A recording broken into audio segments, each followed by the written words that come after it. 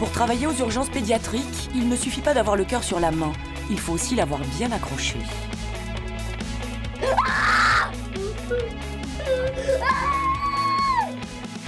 Nous sommes à Trousseau, un des plus grands hôpitaux pour enfants de France, au cœur du 12e arrondissement de Paris.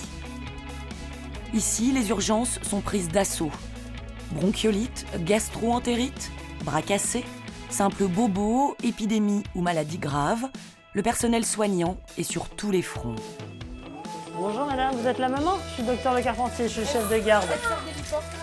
Dans les couloirs des urgences, nous avons suivi Aminata, l'aide-soignante, qui doit déceler dès l'accueil les cas prioritaires.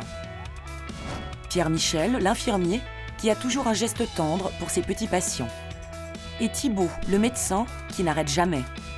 Qui sont ceux qui sauvent nos enfants? Comment réagissent les petits patients et leurs parents? Secrets et coulisses des urgences pédiatriques.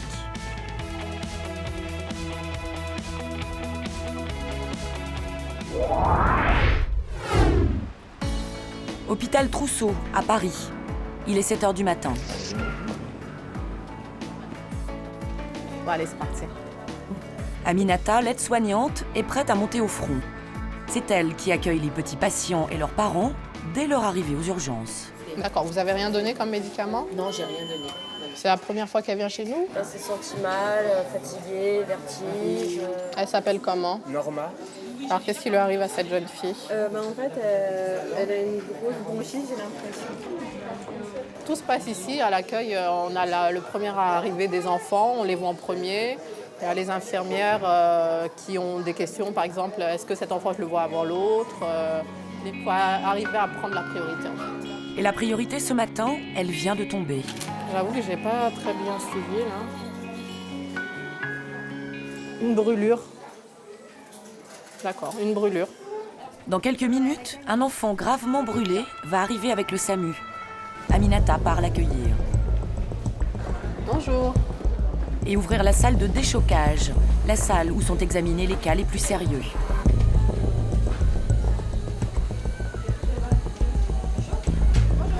Excusez-moi. Cette température, elle est à combien là? Andy, 18 mois, vient de se brûler le bras au 2e degré en renversant une casserole d'eau chaude. Toute l'équipe médicale est mobilisée. Il a été refroidi par la maman avec de l'eau, puis par le truc des pompiers, le volatil. Les infirmières doivent rapidement évaluer son état. Tout ça en gardant leur calme. Le cas du petit est inquiétant, mais pas question de transmettre le stress à l'enfant et à la maman. Le SAMU repart, le cap critique est passé. Vous avez rien donné pour la maison avant? Du Doliprane. Ah, vous aviez donné de Doliprane? C'est moi qui ai donné le Doliprane. C'est vous. Et la codéine, c'est eux qui C'est ont donné. C'est positionnel, il va falloir le mettre. 1701. L'intervention en salle de déchocage n'aura duré que 10 minutes. Ici, on part au plus rapide. Pour la suite des soins, Andy est transféré dans le service des grands brûlés de l'hôpital. À Trousseau, il y a les vraies urgences comme celle-ci et les petits bobos. C'est maman qui me raconte ou c'est toi? Maman. C'est maman. Première recette pour les traiter rapidement, savoir s'adresser aux enfants, comme ici, la petite Julia. 3 ans. Ah, 3 ans, tu vas à l'école? T'es en vacances là? Là, c'est plus l'école, c'est les vacances. Ah, c'est bien. Ok. Alors t'es tombée? Papa m'a étendu. Il t'a quoi? Éterdu? Tordu. Il t'a tordu le bras? Non, c'est pas... Ah non. Julia vient pour ce qu'on nomme dans le service le coup du manteau, un grand classique. Mais il a enlevé le manteau, on était dans le métro très serré, elle avait chaud. Du coup, on n'était pas dans une position confortable, il a tiré la manche comme ça, le bras, peut-être qu'elle n'était pas prête, je sais pas. Et donc elle a hurlé, et après elle est restée... C'est un déplacement des os du coude qui va être réglé en un tour de bras. C'est où que t'as mal? C'est au coude ou c'est devant? C'est là. C'est ici? Moi, je croyais que c'était le coude comme ça. Ça fait mal. Le médecin ne dit rien. Pourtant, elle est déjà en train de soigner la petite. Ça fait mal. Aïe. Ça Et en un tour de passe-passe, tout est remis en place. Anne, la maman, est la première surprise. En fait, très certainement, le papa, quand il a tiré, ça lui a fait un peu ce qu'on appelle, nous, la pronation douloureuse. C'est la rotation des deux os. Et quand on tire dessus, ils se mettent pas bien. Et du coup, il suffit juste de les remettre en place pour que... Donc on va voir en salle d'attente comment elle se débrouille, mais là... T'as plus mal? Voilà. Une consultation express. Et c'est une petite Julia, toute préparée, qui repart chez elle. Ah bah, j'ai jamais vu. Moi, je pense qu'on est resté une demi-heure à tout casser. À l'accueil, les poussettes s'accumulent. Nous sommes au début de l'hiver et l'épidémie de bronchiolite, cette infection respiratoire très contagieuse, frappe déjà. Aminata, l'aide-soignante, porte un masque pour éviter de propager le virus. Elle reçoit essentiellement des nourrissons, comme Nils, 1 mois.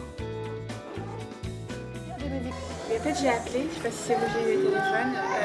Je pense que c'est moi. Fièvre et puis faire de bronchite.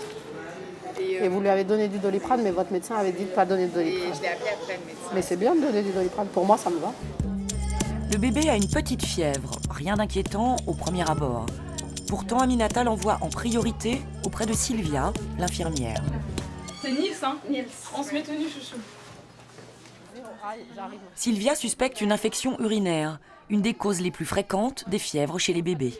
Un bébé de cet âge-là ne doit pas faire de fièvre, même si 37,9 c'est plutôt un fébricule. Donc on va mettre une petite poche, on va recueillir les urines, tiens, je te passe chouchou, pour pouvoir les analyser après.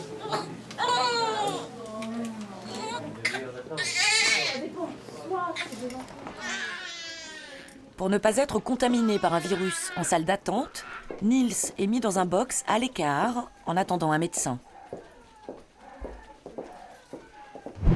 Car pour l'instant, ils sont très occupés.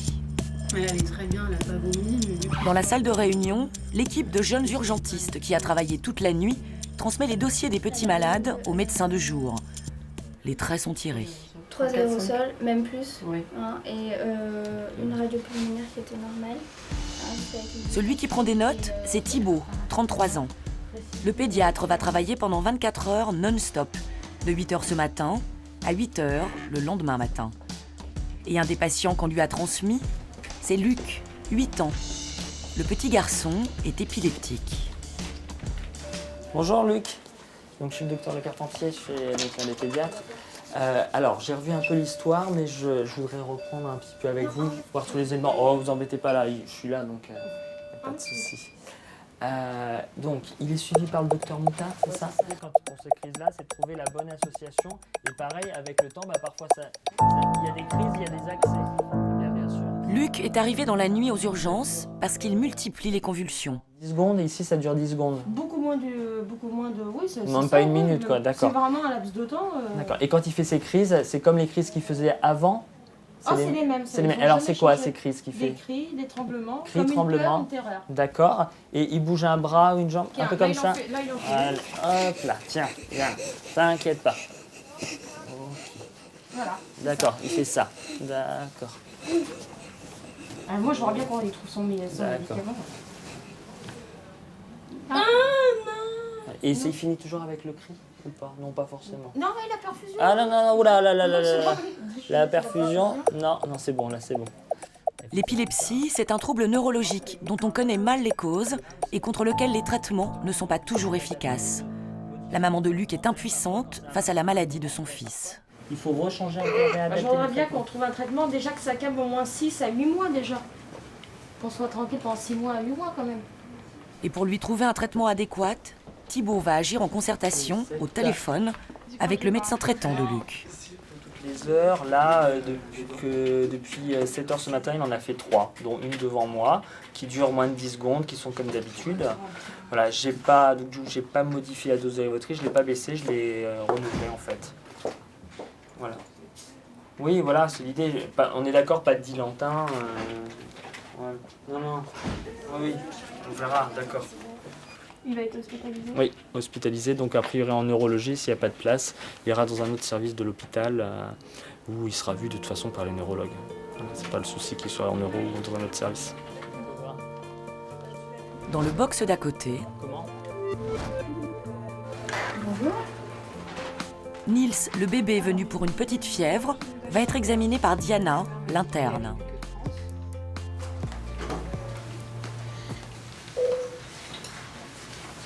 Vous trouvez l'orgonie un peu là ou pas? Non, il a beaucoup pleuré cette nuit, mais à se tordre dans tous les sens. On n'arrivait vraiment pas à le calmer. La piste de l'infection urinaire a été écartée. Pourtant, en 1 heure à peine, la santé de Niels s'est dégradée. Il est marbré d'habitude comme ça? Les marbrures, ce sont des traces qui apparaissent sur la peau, indiquant que le sang circule mal. Niels a aussi de plus en plus de mal à respirer. Soit on ne lui en donne pas et pendant 2 jours il pousse beaucoup et il n'arrive pas Et il tousse beaucoup? en mangeant, là, tout à l'heure, pas mal, j'ai dû m'arrêter souvent et dans la nuit c'était plutôt... Et puis il toussait un peu... Peut-être que c'est plus haut, je sais pas. Le médecin ne veut prendre aucun risque.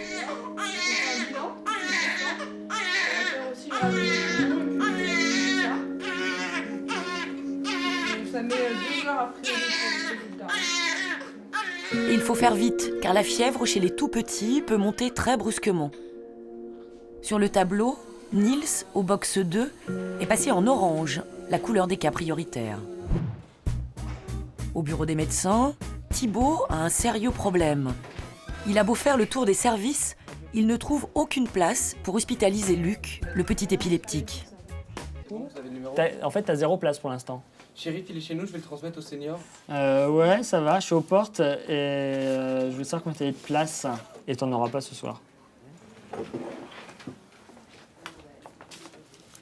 Ok, D'accord. je le transmets. Ouais. Bah là, on va appeler l'administration. Non, parce qu'en euro, il y a déjà un problème d'infirmière. Plus ou moins une place. Ah. Bah, tu me tiens au courant parce que si t'as vraiment une place en plus, appelle-moi parce que c'est vrai que c'est un peu compliqué. Le manque de lits est un problème récurrent à l'hôpital. Chercher des places, c'est devenu une partie du travail de Thibaut. Là-bas, ça pose pas de soucis, sauf que quand il y a des problèmes d'infirmières qui sont absentes en arrêt maladie, du coup, il faut fermer des lits sur l'hôpital. Mais après, le problème, c'est que quand il faut garder des patients... Luc et sa maman vont devoir s'armer de patience. Voilà. On en est là, et puis je vous dis quand est-ce qu'on a une place et quand est-ce qu'il peut monter. Voilà. C'est normal. Il faudra 2 heures à Thibaut et l'arrivée d'une infirmière intérimaire en neurologie pour décrocher le Saint Graal, un lit pour Luc. Ce soir, il dormira à l'étage. Les urgences, ce sont des coups de stress et des moments bien plus légers. Tiens, je te laisse ça. C'est ton doudou. C'est son doudou. Qui ne connaît pas l'hôpital encore, donc il a voulu le prendre avec lui. Tiens, c'est un sacré doudou, ça. Thomas, 8 ans, vient d'arriver aux urgences pour des allergies. Il doit faire une prise de sang. Et c'est sans doute le seul enfant qui y va avec le sourire aux lèvres. Tu connaissais le masque ou pas encore? Ah, j'en étais sûre.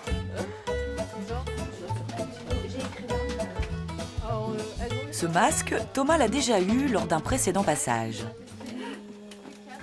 Parce qu'il se souvient de la sensation que ça fait. C'est du protoxyde d'azote, qu'on appelle également gaz hilarant. Il atténue la douleur. Thomas ne va pas dormir, juste planer et avoir des réactions inattendues. Oui, permission de décoller. Dans 3 secondes. Le temps que Kathleen se mette en... Attends, on va monter encore un peu. Vas-y. Ah bah oui, là il décolle. Ça y est, décollage. Décollage immédiat. Tu te sens où, sur la Lune ou pas encore? Ouais, sur la Lune. Super. Les effets du gaz se font déjà sentir. L'infirmière va pouvoir travailler. Non, c'est un gant. Alors, moi je tiens le masque, ça me dérange pas. En 5 minutes, l'opération se termine. Thomas sort de son rêve, il est un peu dans les vapes. Comment est-ce possible? Il n'est pas sénégalais. Ça a été? Ah bah si, c'est fini, hein. Attends, je finis le pansement. Attends, pose la tête. Pose la tête parce qu'autrement, tu peux avoir la tête qui tourne. Alors je peux te laisser le masque, mais sans la bouteille. sans la bouteille. C'est Vera, oui, qui a Est-ce que ta tête qui tourne? Ça va? Ça va mieux. Ça va mieux? Et sans limite. C'est pas votre sac, madame? Ah si. Apparemment, les effets sont durables. Vous revenez pas ici, fait pipi, et puis après, vous attendez les résultats dans la salle d'attente. J'ai rien senti. Il est content, hein? T'as rien senti? Ouais, rien senti. Thibaut continue sa tournée des patients. Raphaël est arrivé cette nuit aux urgences pour une pneumonie. Le médecin surveille heure par heure l'évolution de la maladie. Et pour écouter la respiration de Raphaël, Thibaut a sa technique. Tu vas souffler sur la feuille. Faire... Comme ça, papa il va te tenir la feuille et toi tu vas souffler.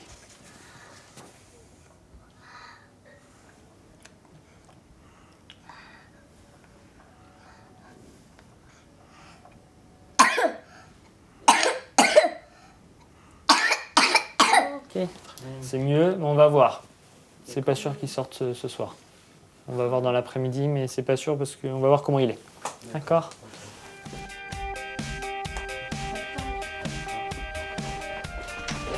La longue journée d'un médecin aux urgences ne se limite pas à l'auscultation des enfants.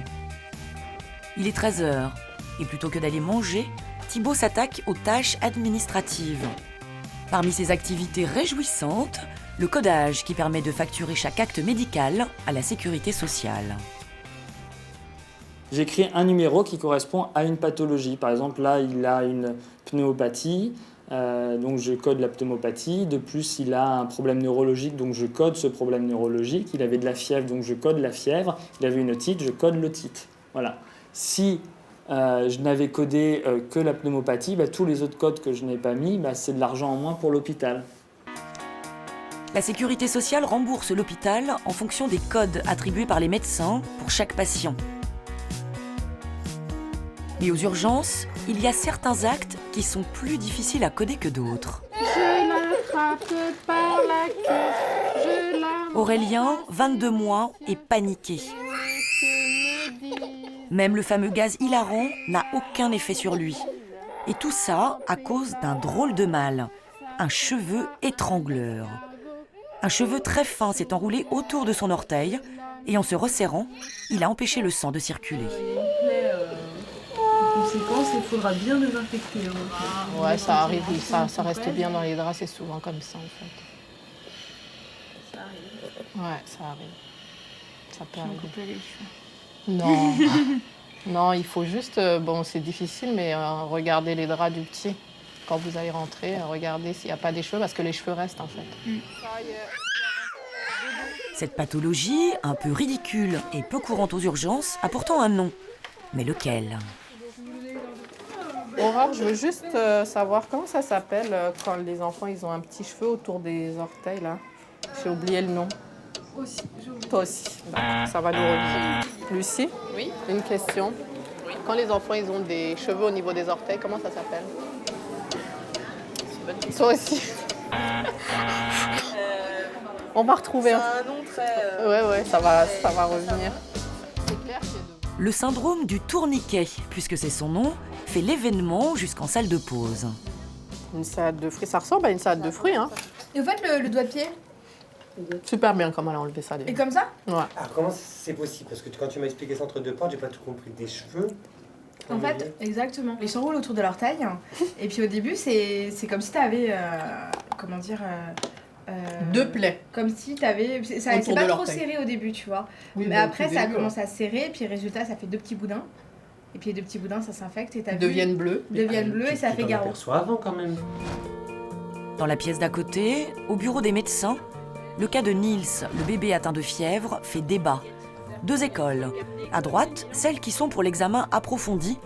Et à gauche, celles qui l'auraient déjà renvoyé chez lui. Bah, il est bien, effectivement. Il y a une radio qui devait être... Moi, je ne garde pas mis. 37 mois. Désolée, mais 37 mois, mais bon. Le bilan était normal. Moi, je l'aurais pas gardé. Tu l'aurais même pas surveillé. On n'est même pas à 12 heures de fièvre. Je l'aurais convoqué demain. Mais s'il a parfaitement bien, en lui disant comme ça, Et on peut le garder jusqu'à fin de journée, en contrôlant la température. 37 mètres. Oui, 37 Déjà, mais il a précaution Oui, mais c'est pour ça que par précaution, on fait le bilan. Par précaution, on va le surveiller un petit peu plus longtemps. On est très tôt sur le bilan. On va le reconvoquer demain. Mais tu vois... Bonjour. C'est la pédiatre qui a un chelou. Donc 37,9 à la maison. C'était dans les fesses, la température. L'enquête des médecins piétine. Elle n'arrive pas à établir un diagnostic. C'est donc accompagnée d'un pédiatre titulaire que Diana, l'interne, retourne ausculter Nils.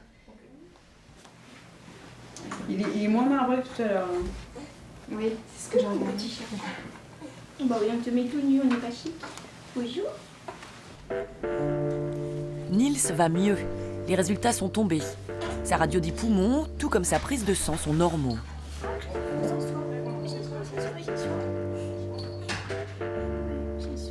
Mieux, sa température a baissé. Ça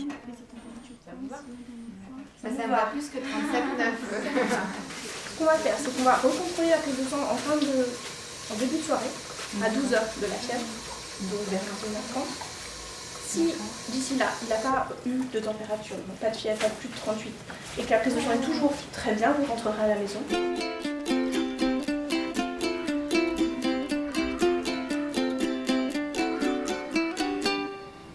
Ça a l'air d'aller mieux, madame, en tout cas. Ouais, mais déjà de ne pas être toute seule, c'est un peu... on a eu des mauvais souvenirs ici, alors il faut... Maude est une habituée de trousseau. Sa fille aînée y a été hospitalisée plusieurs fois. Mais cet après-midi, la maman de Nils retrouve le sourire. Son fils a de grandes chances de pouvoir sortir ce soir. Aux urgences, pour tromper l'ennui, l'astuce, c'est Marie-Paul et sa collègue Françoise. Les deux grand-mères sont bénévoles pour l'association Main dans la main.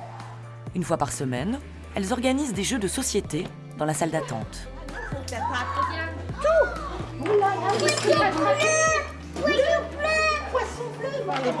Je tends. Shaima. Tiens, prends les jaunes. Tiens, tiens, prends les jaunes, Shaima. Shaima, viens prendre les jaunes, viens. L'univers. C'est quoi mon rôle? Et bien justement, vous voyez, c'est de donner des jeux aux enfants pour qu'ils se calment. Alors on essaye d'en donner à tout le monde pour qu'ils ne se battent pas. Et puis bon, parler un peu avec les parents. Quand c'est vraiment trop long, on parle un peu avec les parents aussi parce que c'est vrai qu'ils passent 2, 3, 4 heures ici. C'est quand même assez long. Marie-Paul est bénévole depuis 10 ans. Si cette ancienne assistante commerciale a choisi les urgences, c'est pour combattre le blues de la retraite. L'activité, c'est pour rester en mouvement, le monde, parce que bon, quand on est à la retraite, on ne voit pas beaucoup de monde, on n'est plus dans la vie sociale.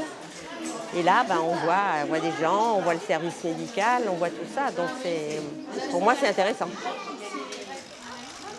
Et même à l'hôpital, ces réflexes de grand-mère ne sont jamais très loin. Ça va? Vous faites attention au calme, parce que il y en a une de cassée déjà? On a une cassée. Ah, mais alors il faut faire très attention. Aux urgences, près de 80 médecins et infirmiers se relaient pour soigner les patients.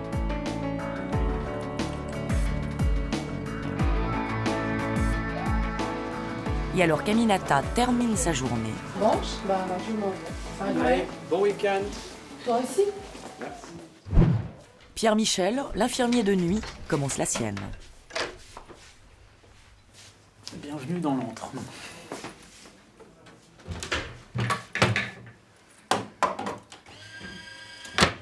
Pourquoi vous avez choisi de travailler nuit? L'autonomie, le fait qu'il y ait beaucoup moins de personnel, on travaille beaucoup plus en équipe, de toute façon même de jour, mais disons que là l'équipe est beaucoup plus soudée. Je peux profiter quand même de mes enfants pleinement, je les vois, je m'en occupe, Et j'ai pas mal, on a des jours de repos, effectivement. Même si on travaille en 10 heures, cette semaine, on va faire 50 heures.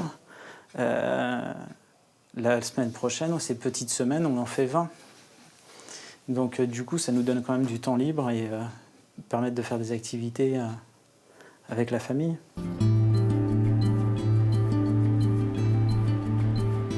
Thibaut, lui, continue sa course effrénée. Apparemment, la nuit s'annonce corsée.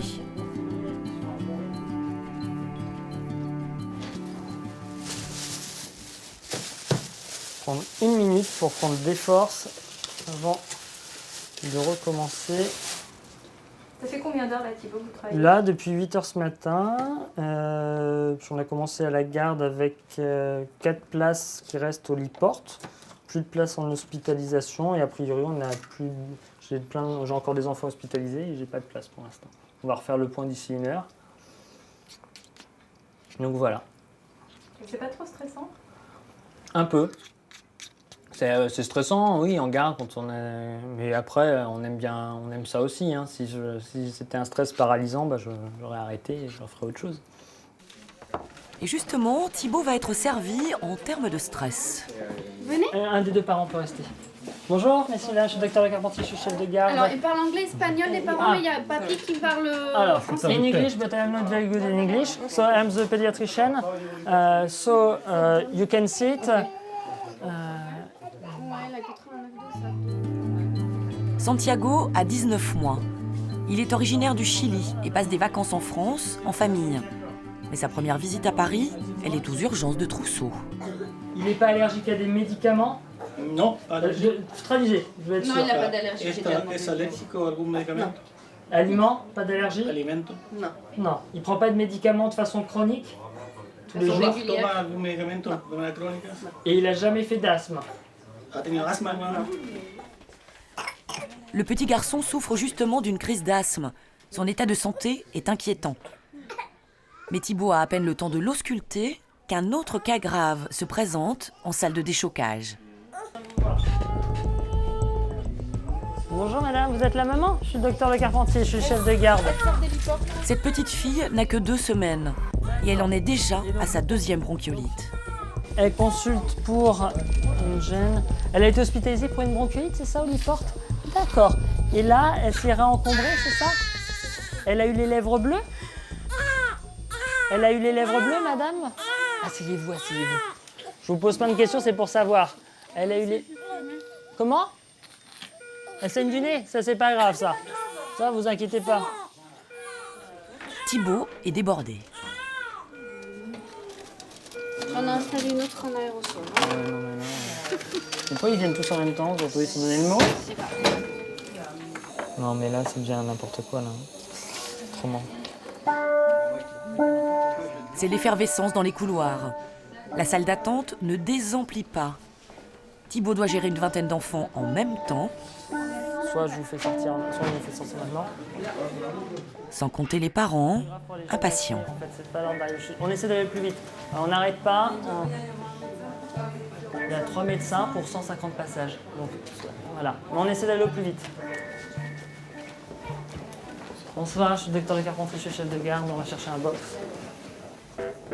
Dans une salle, au calme, Nils doit refaire une 2e prise de sang, 12 heures après son arrivée, car on ne sait toujours pas d'où vient sa fièvre. J'ai sur le brancard, s'il vous plaît. En général, ils attendent des résultats d'analyse de prise de sang pour Oui, savoir oui, si je vais à votre place. Ah, pardon. On va attendre les résultats et à me débrouiller.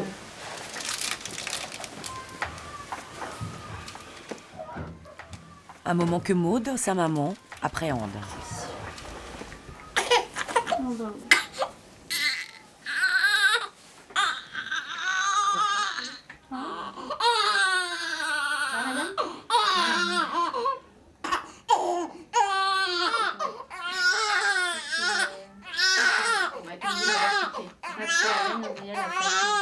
Le problème, c'est que les veines de Nils sont très fragiles. Pour obtenir la quantité de sang nécessaire, il faut s'y prendre à plusieurs fois et dans différents endroits du corps. Maude est à bout de nerfs.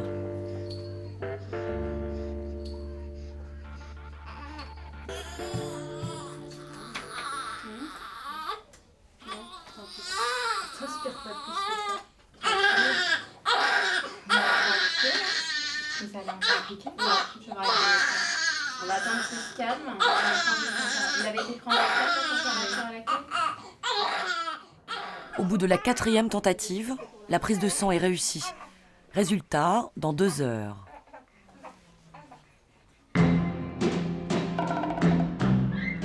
La nuit s'est installée sur Trousseau.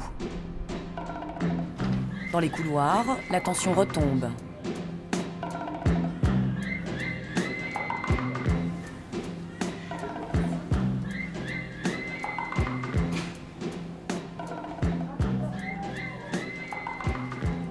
Tout est bon pour tuer le temps, faire des bulles ou raconter une petite histoire. Ça y est, le guignol va commencer son numéro. C'est ce qu'ils disent. Foutu, mais quel pays, mais quel foutu pays. Ah, mais quel pays de galeux. Ouh là là, c'est des manchotions sur tout le corps. Le corps, enfin, il doit bien y avoir une pommade dans ma pharmacie. Ouh là là, ouh là là, ouh. Ah. Mais la pause n'aura été que de courte durée. Les enfants touchés par l'épidémie de bronchiolite affluent. Pierre Michel est appelé auprès d'Eilan, 2 mois.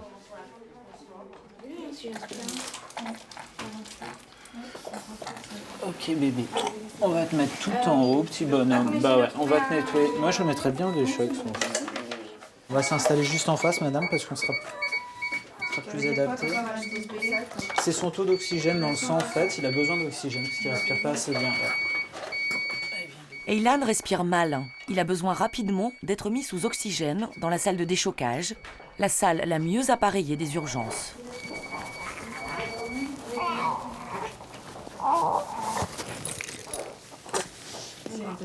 Bon, arrête. Ces urgences graves, parfois vitales, sont le lot quotidien de Pierre Michel.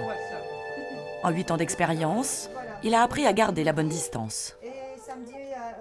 Il faut garder du recul, bien observer l'enfant et puis ouais, rester calme parce que sinon on transmet aussi notre stress au bébé. Pour prendre cette distance, il faut faire comme si c'était un proche mais très éloigné, comme ça on peut s'investir tout en prenant du recul, quoi. Enfin moi je vois les choses comme ça, après je pense que tout le monde ne les aborde peut-être pas de la même manière. Il est 2 heures du matin. Les résultats de Nils viennent de tomber. Et cette fois, c'est une bonne nouvelle. Alors, Ça veut dire qu'il n'y a rien. alors, ça veut dire que le bilan infectieux de contrôle, 12 heures après le début, la température à 37,9 est strictement normale. D'accord? On va pouvoir vous laisser rentrer à la maison. Je pense plutôt que c'est une bronchiolite qui débute. D'accord? Une bronchiolite, voilà, c'est. Voilà. Dans tous les cas, vous allez continuer de surveiller votre bébé en tant que maman, voir comment il va en tant que maman, est-ce qu'il mange bien, est-ce qu'il va bien, et la température. D'accord? Nils peut rentrer chez lui. Cela fait 16 heures que Maud, sa maman, attend ce moment. Oh mon chéri, pour une fois que tu commences une nuit. Vous êtes soulagée, madame? Oui. Donc s'il y a quelque chose à retenir de cette journée? Bah, ils sont prévoyants. Ils sont prévoyants, mais ils sont très doux aussi. Et c'est long aussi. Je vous donne les papiers de sortie. Il faudra juste signer les papiers de sortie comme vous aviez fait la mission tout à l'heure. D'accord, à l'accueil. Vous rentrez à la maison. Au moindre doute, si jamais il a de nouveau de la fièvre, vous revenez chez nous immédiatement. D'accord? On est là toute la nuit. Il faut revenir directement dans la nuit. D'accord? Malgré les apparences, l'épreuve de Nils n'est pas terminée. Le nourrisson atteint d'une bronchiolite reviendra 2 jours plus tard dans un état très grave. Il sera hospitalisé en réanimation. Mais c'est un 3 heures du matin, Thibaut est toujours sur le pont. Il vient de recevoir les radios du petit Chilien.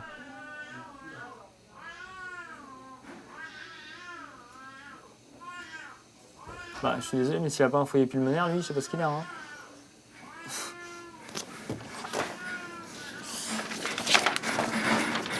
C'est quoi?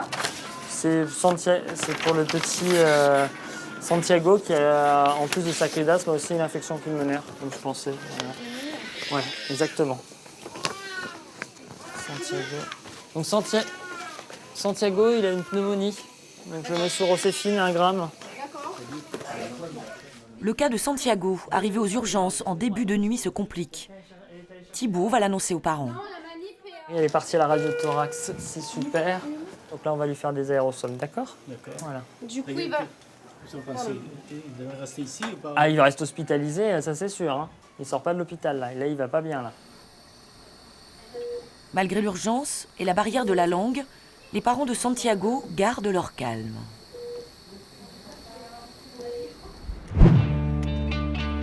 Il est 5 heures. Dans la salle d'attente, le rush est passé. Pierre-Michel a même le temps de blaguer avec un collègue. Oui?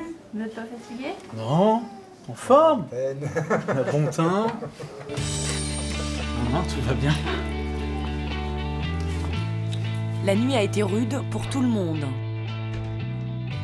Dans la salle de repos, le personnel soignant se pose pour la première fois en 7 heures. Cette nuit, il y a eu une 50aine de patients aux urgences pour 5 infirmières et aides-soignantes. L'année dernière, c'était comme ça jusqu'en avril. On espérait une accalmie après les vacances scolaires et il n'y a pas eu. Et on nous a sollicité pour ne pas prendre de vacances, pour être tout au complet. D'accord. Pour pas justement, du 15 octobre au 1er février. Et normalement, il devrait y avoir un recrutement. Et ils essayent, ils essayent, le poste est ouvert où il y aurait une 6e infirmière qui arriverait sur chaque urgence. Mais vous êtes assez ou pas? Non. Il manque une aide-soignante aussi? Il manque tout. Il faudrait une 3e aide-soignante? Pierre-Michel, lui, n'a pas le temps de se poser. Il continue à enchaîner les soins.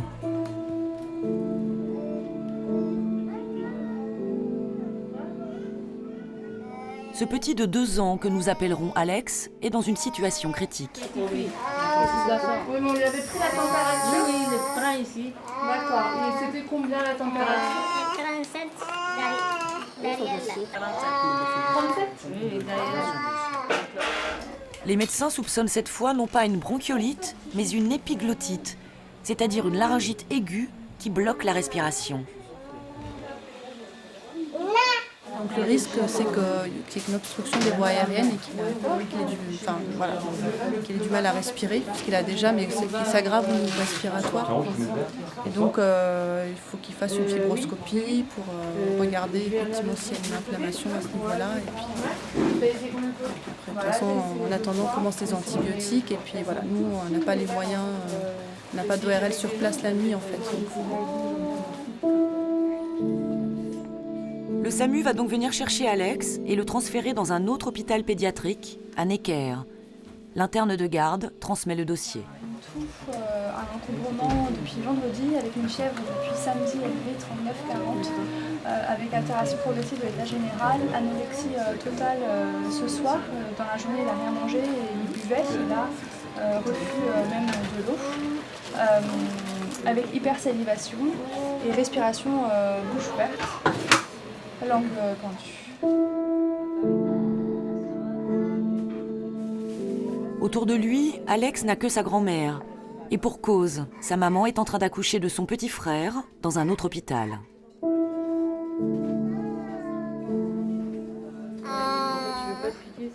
L'état d'Alex s'aggrave. Natalia. Sa respiration est bien en dessous de la normale.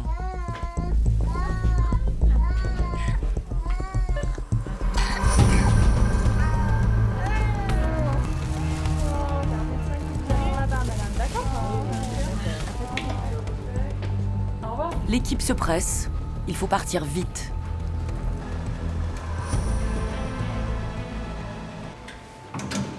Aïe. À lundi? À lundi. Ciao, ciao. Salut. Avant de terminer sa garde, Thibaut, le pédiatre, tient à accompagner lui-même Santiago en réanimation, le service des enfants les plus gravement atteints.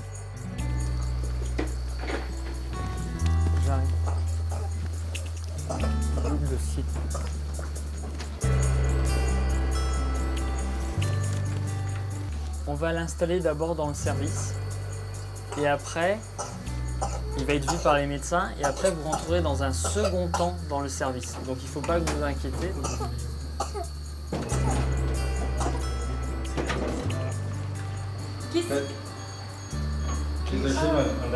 On peut pas rester avec lui? Pour le bisou, on va rentrer, après on va venir. D'accord. On reste là, c'est ça. Kevin, parce que c'est un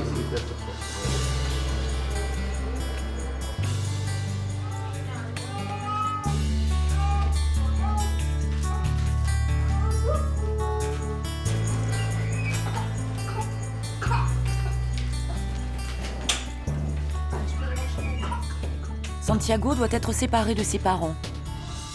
En tout, il restera 4 jours dans l'unité.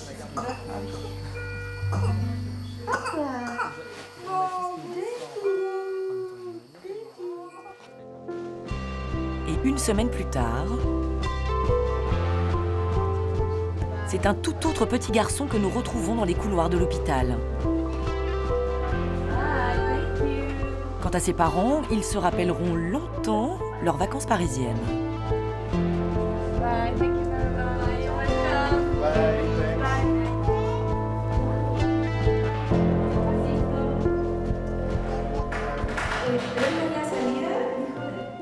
Vous nous avez trouvé cool et détendus? Non.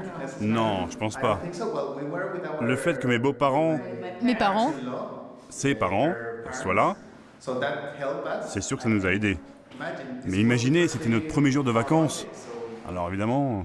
ouais, je pense qu'on était tellement concentrés sur ce qui était en train de se passer qu'on n'a pas eu le temps d'avoir l'air, ou même de ressentir de la douleur. On était concentrés sur ce qui se passait. Santiago et ses parents vont enfin pouvoir profiter de leur séjour pour visiter la capitale.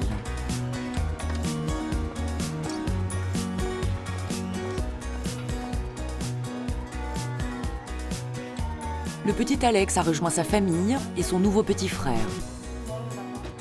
L'épiglottite, à l'origine suspectée aux urgences, était en fait une maladie infectieuse rare en France. Il est désormais guéri.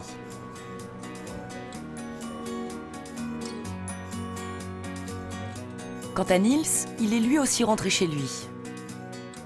Après une nouvelle hospitalisation, cette fois sans gravité, il se remet doucement.